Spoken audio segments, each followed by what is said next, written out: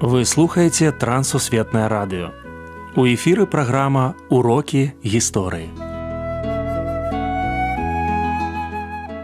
Запрашаем у падарожжа падзей, асоб і фактаў. Вучыцеся разам з намі. Добры дзень, паважаныя сябры. Перад мікрафонам Сяржук Брышцель і кандыдат гістарычных навук Андрусь Унучак. Сёння у нас новае імя – Якаў Балглей. Прывітанне, Андрусь. Прывітанне, Сяржук. Прывітанне, шаноўныя слухачы. Паходжанне і біяграфія мастака. Сапраўды, гэта новае імя для нас. Для мяне, нават калі я рыхтаваўся да гэтай перадачы, для мяне гэта было не сказаць, што я там шмат ведаў пра Якава Балглея. Хоць ён наш зямляк, ён берасцеец. Нарадзіўся ён у Берасці 7 сакавіка 1891 году. Скончыў берасцейскую гімназію, нарадзіўся ў габрэйскай сям'і і пазней паступіў у Петербург на медыцынскі факультэт Петербургскага універсітэту. Не хапіла грошай, каб плаціць за навучанне, шматдзетныя габрэйскія сем'і. Пачатак 20 стагоддзя гэта час такога антысемітызму. У расійскай імперіі былі пагромы, былі такія антысеміцкія розныя справы. І ён не здолеў з розных прычынаў стаць медыкам, ён пераводзіцца ў Адэсу. Цікавы момант, што ў гэты час ён зарабляў, ён юдэй, паводле веравызнання, ён зарабляў тым, што пісаў іконы. Праваслаўныя храмы замаўлялі яму, і ён за нізкі кошт, значна ніжэйшы, чым іконныя майстры, ён пісаў вось іконы, і яны вельмі падабаліся. І тут ён адкрывае сваё сапраўднае пакліканне мастака. Ён паступае у Адэскую школу выяўленчых мастацтваў, там вучыцца, выяўляе надзвычайныя здольнасці і, каб далей вучыцца, пераязджае ў Парыж. Паступае там таксама на вось гэтыя вышэйшыя курсы выяўленчага мастацтва ў Парыжы, жыве фактычна да сваёй ранняй смерці. Ён памёр ад сардэчнага прыступу ў 1934 годзе ў Парыжы, пахаваны на могілках Пер-Лашэз. Раскажыце пра тагачасныя мастацкія школы. Тагачасныя мастацкія школы – гэта вельмі цікавая рэч. У Беларусі ў той час, гэта пералом 19 і 20 стагоддзяў, нараджаецца такая цэлая плеяда знакамітых мастакоў. Чаго вартыя толькі імёны Марка Шагала і Хаіма Суціна. Гэта сусветна вядомыя мастакі. Быў таксама Юдаль Пен. Былі мастакі віленскай школы, якія праславілі нашу краіну на ўвесь свет. Цэнтр быў, канешне, у Петербургу. Акадэмія мастацтваў, школа петербургская, але сусветная мастацкая школа і цэнтр гэта, безумоўна, быў Парыж. Вось парыжскія школы. Гэта Монпарнас, гэта знакаміты Вулей, там, дзе збіраліся мастакі з усяго свету. І гэта новыя стылі. Стылі, якія былі вельмі моцна зроблены, менавіта вынайдзены ў Парыжы. І таму, калі казаць пра беларускіх мастакоў, якія нарадзіліся ў Беларусі, канешне, вяршыня іх мараў быў Парыж. Больш падрабязна пра парыжскі Вулей. То парыжскі Вулей, ён быў якраз і заснаваны ў пачатку 20 стагоддзя. 1902 год, вось адзін з такіх прадпрымальнікаў, мастакоў у Парыжы вырашыў заснаваць такі інтэрнат, ці, як мы сёння сказалі, арэндныя кватэры, некалькі вось у раёне Монпарнаса, і каб там маглі жыць мастакі, кампазітары, людзі творчых прафесіяў, якія атрымлівалі фактычна такую фінансавую падтрымку. Там былі ніжэйшыя кошты, і там самае галоўнае, што была супольнасць. Яны там маглі мець свае майстэрні. Для таго, каб мастаку мець майстэрню, трэба было, па-першае, што пэўны пакой з адпаведнымі вокнамі, каб святло падало, каб было асветлена, адпаведнай вышынёй столяў і магчымасцю рабіць выставы, хаця бы міні-выставы. І вось гэта ўсё было вось у гэтым Вуллі. Туды імкнуліся большасць нашых такіх мастакоў. Дастаткова там прыгадаць зноў жа Хаіма Суціна. Каміты ён гэта проста мара яго жыцця было.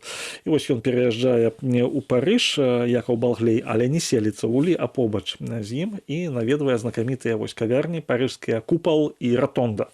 Там, дзе збіраюцца вось мастакі, там, дзе ёсць гэта мастацкае асяроддзе. Застаемся ў Парыжы, мастакі-сучаснікі Якава Балглея. Трэба сказаць, што Якаў Балглей, ён быў асабіста знаёмы з Маркам Шагалам. У 20-е гады яны нават супрацоўнічалі, яны разам працавалі ў выдавецтве «Трыянон». І там нават цікавы ліст ёсць дырэктара гэтага выдавецтва да Якава Балглея захаваўся. Ён кажа, ці маглі бы вы ілюстраваць выданне Шекспіра «Венецыянскі купец». Рэч у тым, што Марк Марк Шагал ўжо працуе над ілюстрацыяй і іншага твору Шекспіра, менш складанага.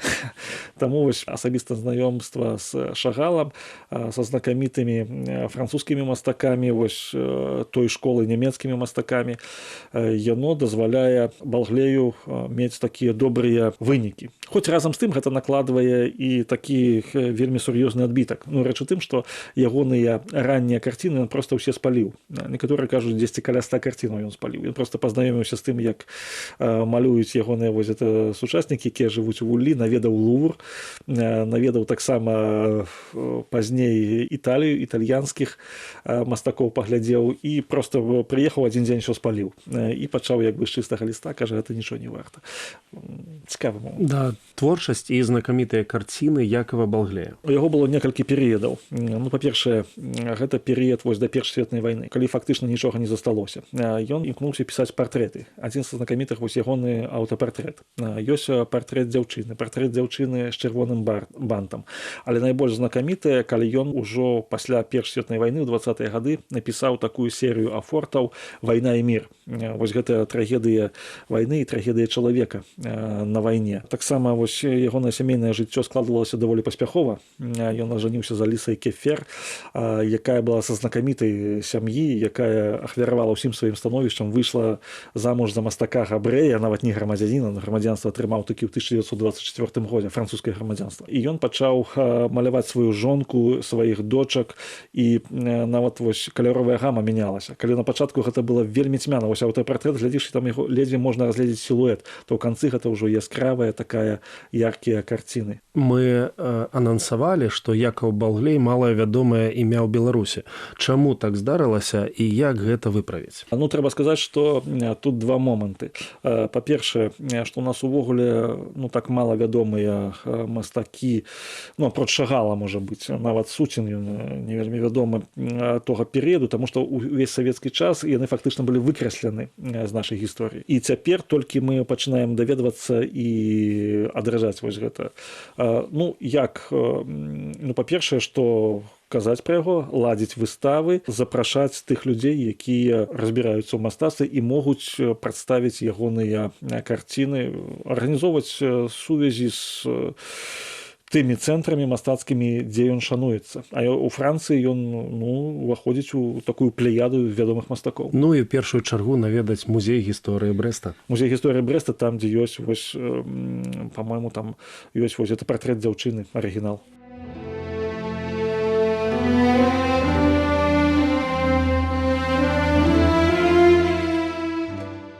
Сёмага сакавіка 2026 года споўнілася 135 гадоў з дня нараджэння Якава Балглея, сына берасцейскага равіна, які стаў вядомым мастаком і гравёрам парыжскай школы.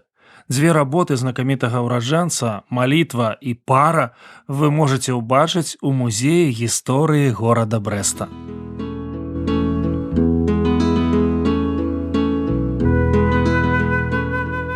Дзякуй, што далучыліся да нашага праекту.